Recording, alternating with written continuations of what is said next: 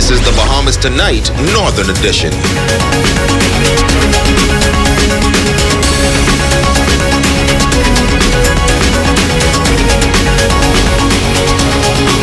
This is the Bahamas Tonight, the Northern Edition. Good evening, all. I'm Megan Shepard. Thank you so much for tuning in. Topping the news, the University of the Bahamas North leading the discussion on sustainability. A three-day conference officially opening this morning at the Pelican Bay Resort. The focus, climate change, post-Hurricane Dorian destruction, and best practices globally to build back better. The second Sustainable Grand Bahama Conference officially opened by the President and CEO of the University of the Bahamas, Dr. Rodney Smith. Dr. Smith commending organizers in the North for focusing the conference on the destruction caused by Hurricane Dorian and lessons learned in light of the devastation. He says he is confident that the conference will be very informative. It is my hope that the information and strategies that you will receive from this conference can be implemented across agencies and organizations alike. As you know, this conference themed Hurricane Dorian, reflecting, reimagining, rebuilding, will provide a timely exchange of ideas from speakers within the field and those that have conducted research on the topic, particularly our professors of University of the Bahamas. Deputy Prime Minister, the Honorable K. Peter Turnquist, adding that he knows that Bahamians are filled with anxiety about the ability to survive and thrive given the destruction post-Dorian. He added that he too was excited about the exchange of knowledge that will take place during the conference. There is no doubt we are in a new era that is marked by a significantly warming planet and increased unpredictability. There is no doubt the resilience of our communities is being tested in ways we've never seen before. There is no doubt mass urbanization and industrialization of our societies presents new challenges to questions of sustainability. There is no doubt the collective human family is testing the nerve of Mother Nature, and not without consequence. Alive is the major sponsor of the conference. Chief Alive Officer Damian Blackburn says they have been longtime partners with the university and they were happy to come on board once again for such a timely conference. The theme of the conference is reflect, reimagining and rebuilding. I think it's a great theme. You know, we did a bit of reflection there about Alive's performance during the hurricane. We've been praised for what we did in Grand Bahama and Abaco, but we don't really want any praise. We were just doing our job, quite frankly. And we had a dose of luck as well as our good preparation. But I think it is great that the conference is calling for reimagination in both Grand Bahama and Abaco. What should it be like, a vision of the future, and a big discussion about how we rebuild. Now the rebuilding phase is starting to get underway in. The government small home repair program launching just under 1 month ago for both Abaco and Grand Bahama. The program is designed to assess damaged homes on those islands affected by Hurricane Dorian and provide financial assistance to homeowners through vouchers. Chairman of the Disaster Reconstruction Authority, John Michael Clark, says that so far 1,800 persons have registered for assistance. We have begun to issue purchase orders. I want to stress to people again, once you register, it's incumbent upon you to upload all of the documentation so that your registration can be processed quickly and you can be issued the purchase orders quickly.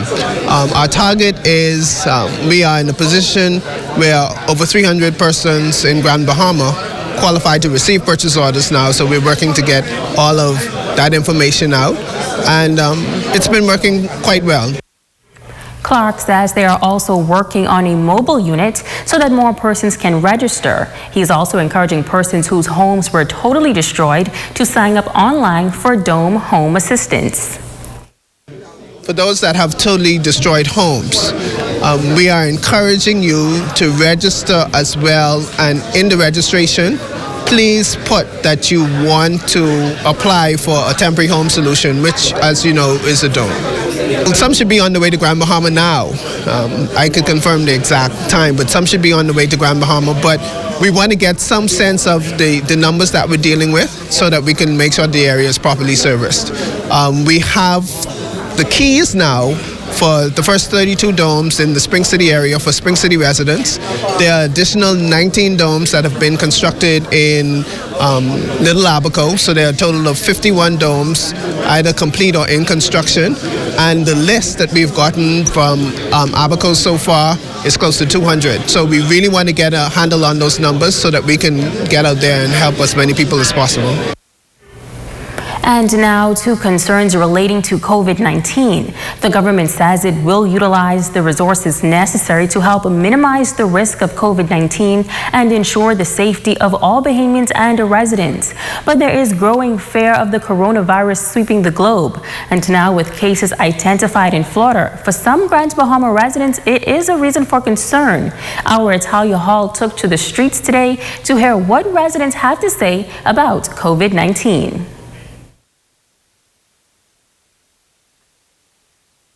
Disease began in China sometime in December of last year, and it spread throughout China and to a number of countries, including the United States.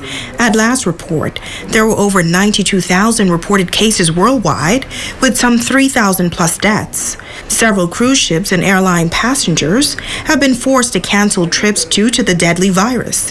Here in the Bahamas, the Ministry of Health confirmed that there are no confirmed cases in the country, but there are 2 quarantine cases, and some 26 persons have been released from quarantine in the country.